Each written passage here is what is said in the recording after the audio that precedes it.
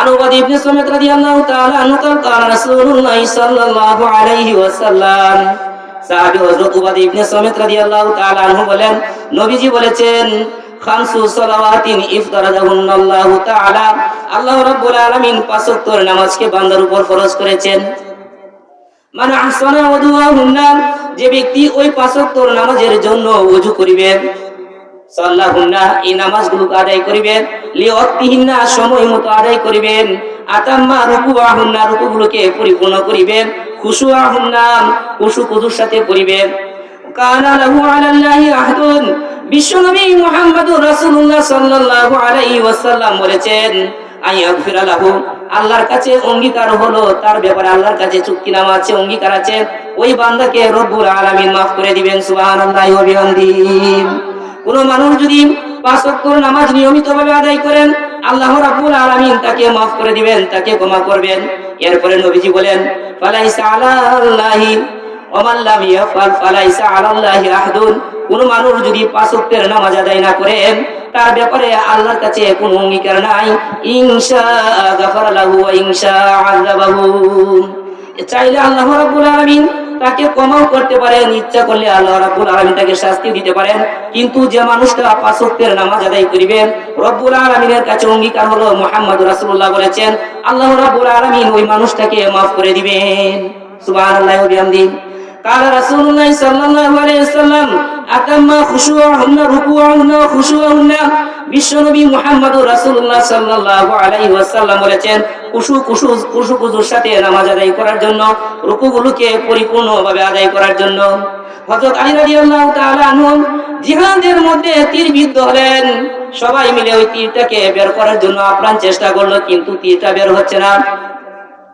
এরপরে সবাই মিলে পরামর্শ করলো হযরত আলী যখন নামাজের মধ্যে দণ্ডায়মান হবে তখন আমরা ওই তীরটাকে তার থেকে বের করব সুবহানাল্লাহি ওয়া বিহামদিহি। রাসূল বলেছেন খুশুআহুন্না আতাম্মা রুকুআহুন্না খুশুআহুন্না তোমরা রুকুকে পরিপূর্ণ করো তোমরা নামাজকে খুশুর সাথে আদায় করো। হযরত আলী রাদিয়াল্লাহু তাআলা আনহু তীরবিদ্ধ হলেন তিনি নামাজে দাঁড়ালেন এরপরে সবাই মিলে ওই তীরটাকে নামাজরত অবস্থায় বের করলেন। হযরত আলী রাদিয়াল্লাহু তাআলা যখন নামাজের সালাম ফিরালেন তখন মানুষগুলো তার কাছে ভিড় জমাচ্ছিল। আলী রাদিয়াল্লাহু তাআলা বললেন তোমরা বুঝি এসেছো আমার তীরটাকে খোলার জন্য? তারা বলল তখন লোক সকল বলল না আমরা আপনার তীরকে খোলার জন্য আসি নাই আপনি নামাজরত অবস্থায় যখন সেজদায় ছিলেন তখন আমরা ওই তীরটাকে খুলে ফেলেছি সুবহানাল্লাহি ওয়া বিহামদিহি। রাসূল বলেছেন আতাম্মা রুকুআহুন্না ওয়া খুশুআহুন্না তোমরা নামাজ খুশুর সাথে পড়ো।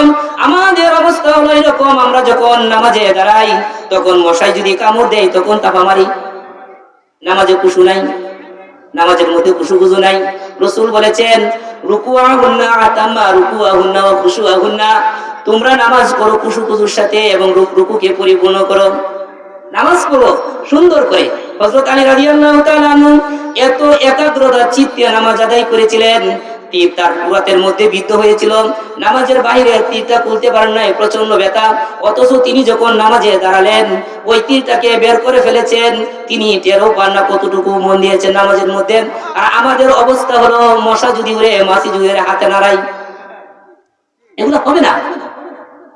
আসওয়াউন নাসি قال رسول الله صلى الله عليه وسلم اسوأ الناس من সারাকাতিন নবীজি বলেছেন পৃথিবীতে সবচেয়ে নিকৃষ্ট চোর হলো নামাজ চোর।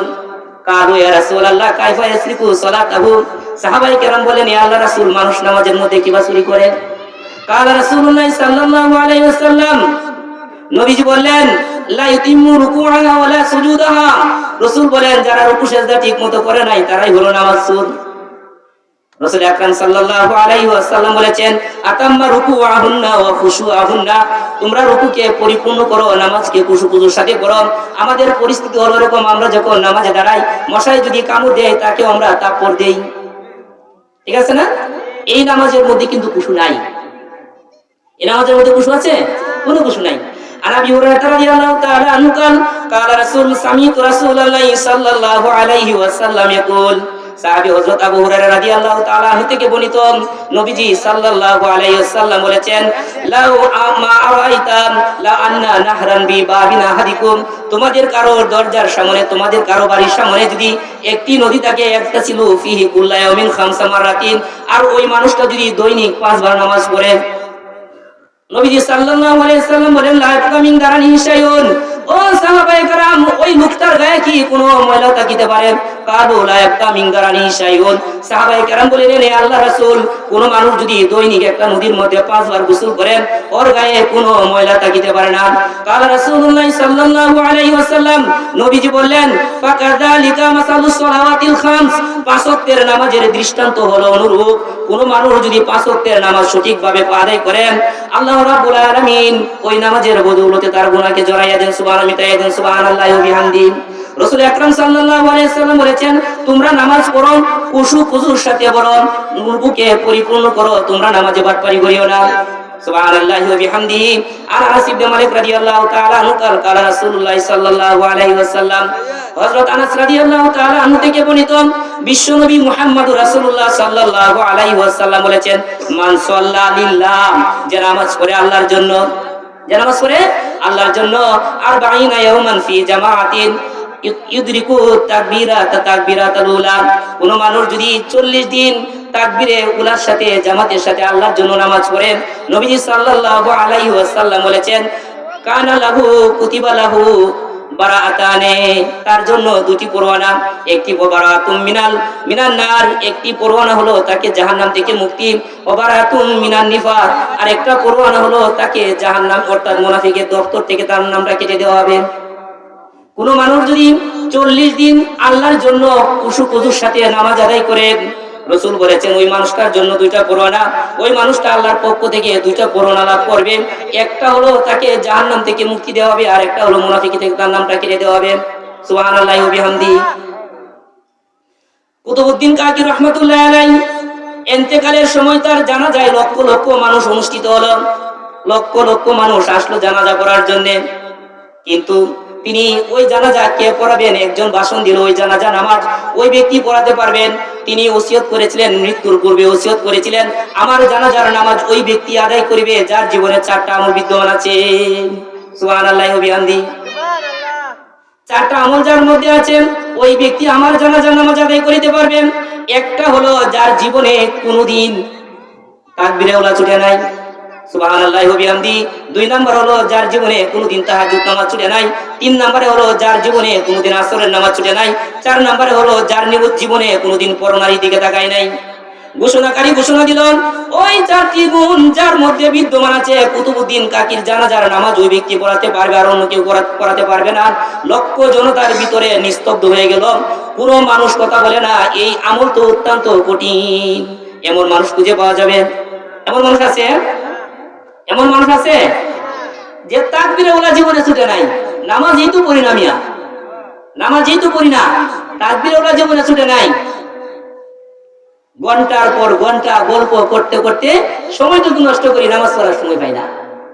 অথচ রাসূল বলেছেন, আন ইবনে উমর রাদিয়াল্লাহু তাআলা আনহু কাল রাসূলুল্লাহ সাল্লাল্লাহু আলাইহি ওয়াসাল্লাম, ইবনে উমর রাদিয়াল্লাহু তাআলা আনহু থেকে বর্ণিত, তিনি বলেন, লা তুকসিরুল কালামা বিগাইরি যিকরিল্লাহি তাআলা, আল্লাহর স্মরণ ব্যতীত তোমরা কথাবার্তা বলিও না। ফাইনাল কাসরাতা বিগাইরি যিকরিল্লাহি তাআলা, কোন মানুষ যদি আল্লাহর স্মরণ ব্যতীত কথা বলেন, কাসওয়াতুল লিল আবাদা মিনান নাসি কালবুল কাস, অর্থাৎ কোন মানুষ যদি আল্লাহর স্মরণ ব্যতীত কথা বলে, নবীজি বলেছেন তার হৃদয়টা শক্ত হয়ে যান, আর শক্ত হৃদয়ের মানুষ আল্লাহ থেকে দূরে। লক্ষ জনতার ভিতরে ভাষণ দিলাম, ওই 4টি গুণ কার মধ্যে আছেন?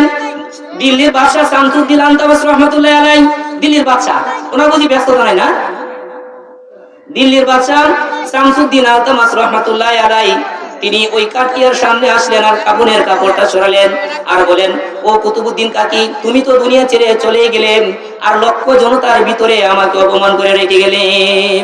তিনি লক্ষ জনতার ভিতরে আল্লাহর কসম কে বলেছিলেন, আল্লাহর কসম আমার জীবনে কোনোদিন তাকবীরে উলা ছুটে নাই, আল্লাহর কসম আমার জীবনে কোনোদিন তাহাজ্জুদ ছুটে নাই, আল্লাহর কসম আমার জীবনে কোনোদিন আসরের সালাত সুন্নাত ছুটে নাই, আল্লাহর কসম আমার জীবনে কোনোদিন পরনারীর দিকে তাকাই নাই। সুবহানাল্লাহি ওয়া বিহামদিহি, সুবহানাল্লাহি ওয়া বিহামদিহি। তার বুঝি ব্যস্ততা ছিল না? না, তার বুঝি ব্যস্ততা ছিল না?